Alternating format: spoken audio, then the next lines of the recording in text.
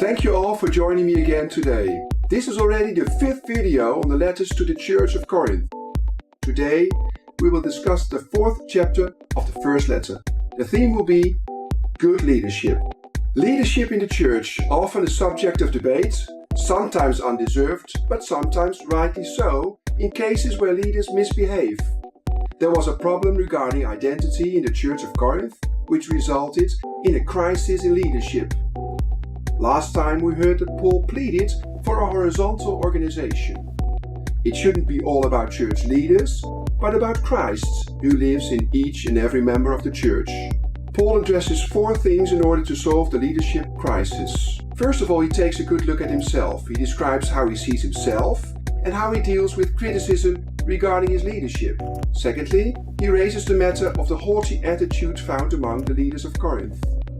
Thirdly, he explains to them how good leadership is supposed to look like. And last but not least, he encourages the leaders to follow the examples of himself, but also of the much younger Timothy.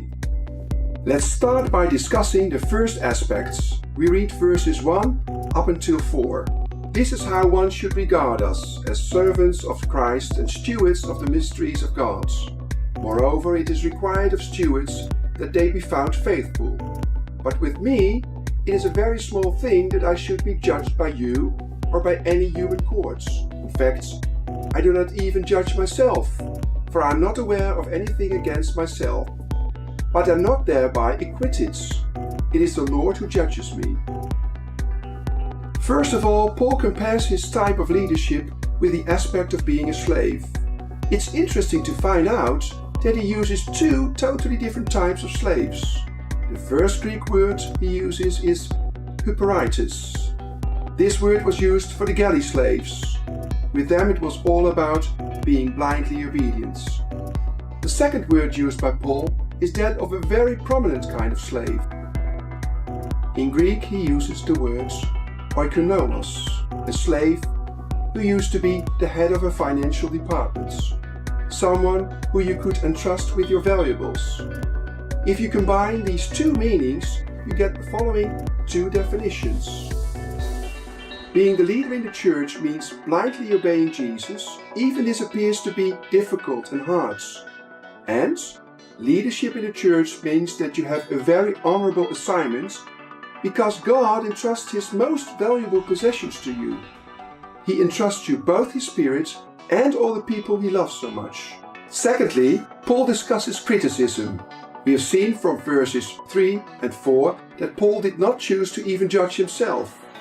What he writes is truly admirable. You see, if you start to listen too much to how people judge your leadership, or to your doubts and insecurity, you will become a plaything to public opinion, or even to demonic powers. Those powers will attack with gossip, exaggerated criticism and insinuation.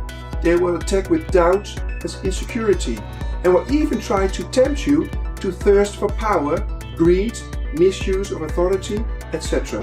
Everybody wants to be loved, even a leader. This makes a church leader vulnerable, and the only way to persevere is through letting God be the judge. Also regarding the way you yourself lead. Simply ask Him whether you are doing things right or not. After having mentioned this, Paul also directly addresses the haughty attitude of the Corinthian leaders. Paul thwarts it. He had already made clear in chapter 3 that 2 kinds of material can be used to build a church. If you focus on your gifts and talents, then it's still about you. If however you use God's building material, He will be your focus. If that's the case, comparing yourself with others will be totally useless. God is the one who has given all of us the gifts and talents, hasn't He? Thirdly, Paul talks about being an apostle. You see, apostles were considered to be the highest in rank regarding leadership. They led several congregations and were jointly responsible for the churches to function well and live in unity. They were the ones who were in a position to appoint and dismiss local leaders. While talking about being an apostle, Paul's description reminds us of a Roman triumphal procession.